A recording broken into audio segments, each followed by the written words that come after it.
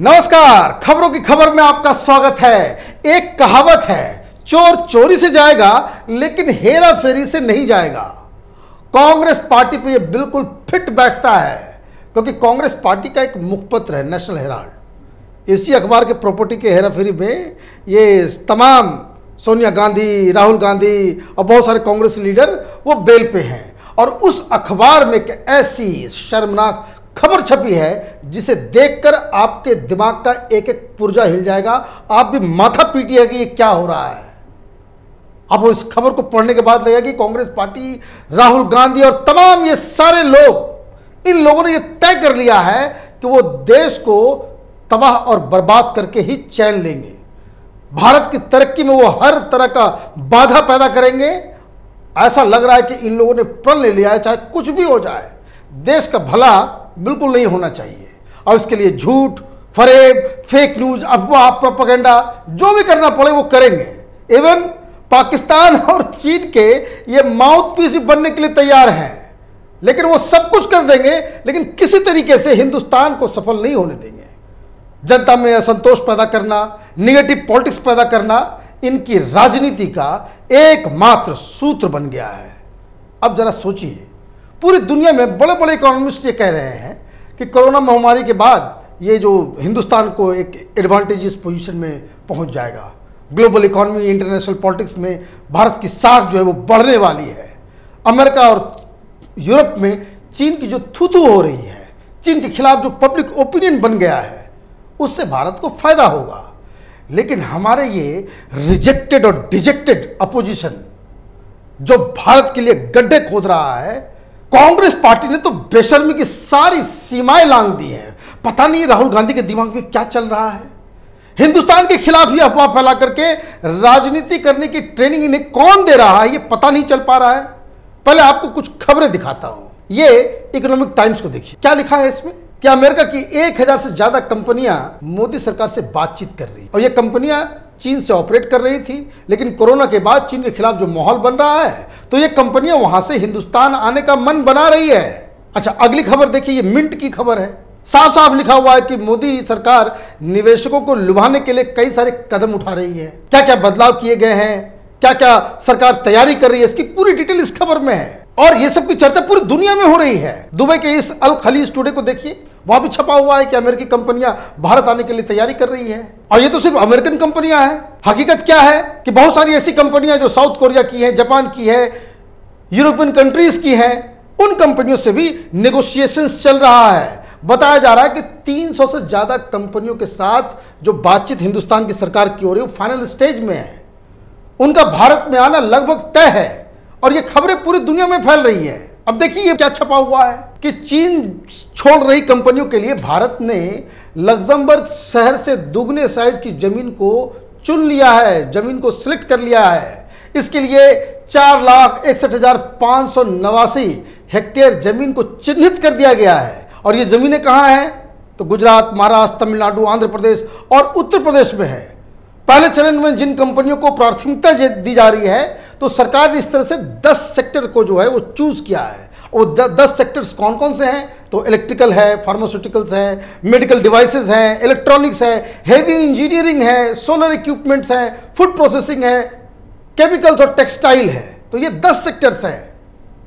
30 अप्रैल को जब प्रधानमंत्री ने सभी मुख्यमंत्रियों से बातचीत की थी तब उन्होंने हर राज्य से अपनी अपनी योजना बनाने को कहा था। अब खबर आ रही है कि आंध्र प्रदेश ने लीड ले लिया है। जापान, अमेरिका और साउथ कोरिया की कंपनियों से उनकी अलग से नेगोशिएशन चल रही है। योगी जी 2 कदम और आगे चल रहे हैं। उत्तर प्रदेश में इन कंपनियों को जमीन अलॉट करने के लिए एक नया ऑनलाइन सिस्टम बना दिया गया है और यूपी के अधिकारी कई सारी ग्लोबल कंपनीज के साथ वो बातचीत कर रहे हैं।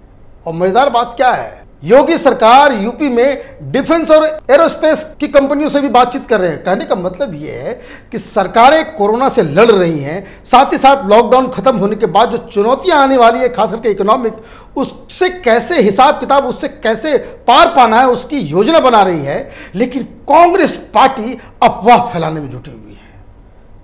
किस मुद्दे पर क्या स्टैंड होना चाहिए ये कांग्रेस के लीडर्स को पता नहीं है, लेकिन नेशनल हेराल्ड में ये छाप रहे हैं कि नहीं नहीं नहीं नहीं, चीन की कोई कंपनियां भारत नहीं आने वाली है।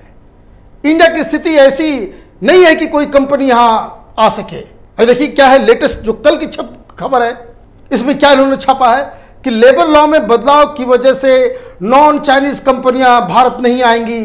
अब समझ में नहीं आ रहा है कि ये इनका विश्लेषण है, कांग्रेस पार्टी का ये विश्लेषण है या फिर इनकी ये इच्छा है, क्योंकि हकीकत यह है कि कंपनियां भारत आ रही हैं। फिर ऐसी अफवाह फैला करके कांग्रेस पार्टी क्या साबित करना चाह रही है? 2 दिन पहले एक और आर्टिकल छपा था कांग्रेस के मुखपत्र नेशनल हेराल्ड में। उसमें एक बीजिंग के पत्रकार के हवाले से दावा किया गया कि क्यों चीनी कंपनियां भारत नहीं आएंगी। मतलब ये कि एंटी इंडिया मुहिम में ये बीजिंग में बैठे पत्रकारों को भी कांग्रेस पार्टी अपनी टीम में शामिल कर रही है। अब कोई चीन में बैठा है तो वो किसकी तरफदारी करेगा और क्यों इस तरह की खबरें छापेगा, इसके समझने के लिए कोई रॉकेट साइंस चाहिए क्या? लेकिन कांग्रेस की धूर्तता देखिए, इन्होंने किसी डेक कॉन्ग नाम के पत्रकार के ट्वीट पे पूरी कहानी गढ़ दी और ये पूरा छाप भी दिया। हमने जब इस पत्रकार को के बारे में खंगालना शुरू किया तो मालूम चला ये कोई तोप चीज नहीं है, कोई नोबेल प्राइज जीतने वाला आदमी नहीं है। ट्विटर पे कुल मिलाकर 6000 फॉलोअर भी नहीं है और ना ही इसका कोई वेरीफाइड अकाउंट है, ब्लू टिक नहीं है। तो ये जो क्लेम किया जा रहा है कि एसोसिएटेड प्रेस का ये पत्रकार है, तो शायद ये पहला ऐसा पत्रकार होगा जो एसोसिएटेड प्रेस से चीन जैसे बड़े कंपनी को कवर भी कर रहा हो और उसको ब्लू टिक भी नहीं है। तो कहने का मतलब है कांग्रेस पार्टी ने इसके जरिए इंडिया में प्रोपेगेंडा शुरू कर दिया।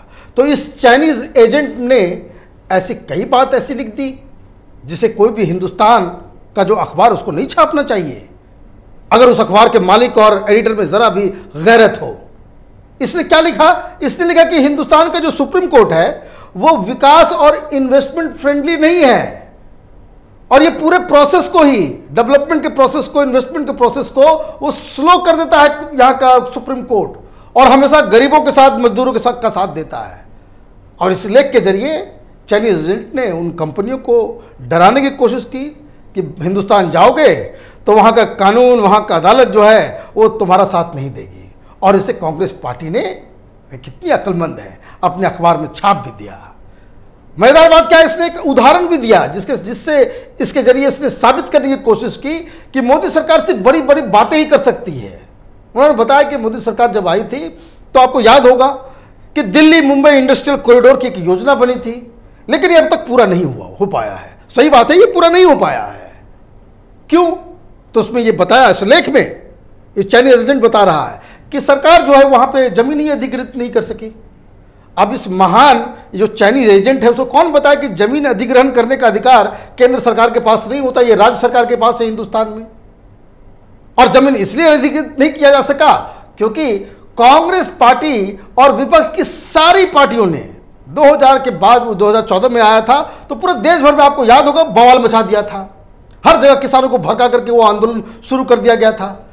तो जमीन अधिग्रहण कानून में जो सरकार बदलाव करना चाह रही थी तो वो बदलाव नहीं हो सका और बीजेपी के पास राज्यसभा में भी उस समय संख्या नहीं थी, तो इसलिए सब कुछ लटक गया।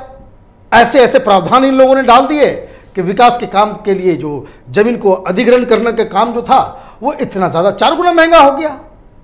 और साथ ही विपक्ष ने ऐसे ऐसे पेच डाल दिए कि इंडस्ट्री के लिए, कॉरिडोर के लिए जमीन को अधिग्रहित करना जो है ये नामुमकिन सा हो गया। तो विपक्ष की ये सोची समझी चाल थी कि किसी तरह से विकास का काम पूरा नहीं होने दिया जाए, मोदी को किसी बात के लिए क्रेडिट नहीं मिलना चाहिए, यही इनकी रणनीति थी। तो उस वक्त तो मोदी सरकार नहीं आई थी, अनुभव का भी अभाव था, इसलिए ये लोग फंस गए और ये काम पूरा नहीं हो सका। लेकिन अब जब कोरोना की वजह से एक और मौका आया है, एक अपॉर्चुनिटी आया भारत के सामने, America, Japan, south Korea, Europe के बहुत सारे जो देश हैं वो अपनी अपनी कंपनियों को चीन से बोरिया बिस्तर समेटने के लिए कह रहे हैं। चीन छोड़कर वो दूसरे देशों में शिफ्ट होने वाली कंपनियों की मदद भी कर रहे हैं, इंसेंटिव दिया जा रहा है वहां। और कांग्रेस पार्टी यहां छाती पीट रही है कि कोई कंपनी भारत नहीं आने वाली है, ये चाहते ही नहीं कि कोई कंपनी भारत आए। और ये सब कोई अनायास नहीं हो रहा है, कांग्रेस पार्टी और विपक्ष ये सब एक योजना के तहत ये लोग काम कर रहे हैं। जिस तरह से इन लोगों ने किसानों को भड़का करके वो 2014 के समय वो जमीन को लेकर के बवाल मचाया था, उसी तरह से कांग्रेस और विपक्ष फिर से इस देश को एक गड्ढे में डालने की तैयारी में है। अब देखिए, जिस तरह जब से लॉकडाउन शुरू हुआ तो बार बार ये लोग अफवाह फैला करके हंगामा करवाते रहे हैं। अब फिर ये किसानों और मजदूरों के नाम पे फिर देश में तमाशा करने वाले हैं।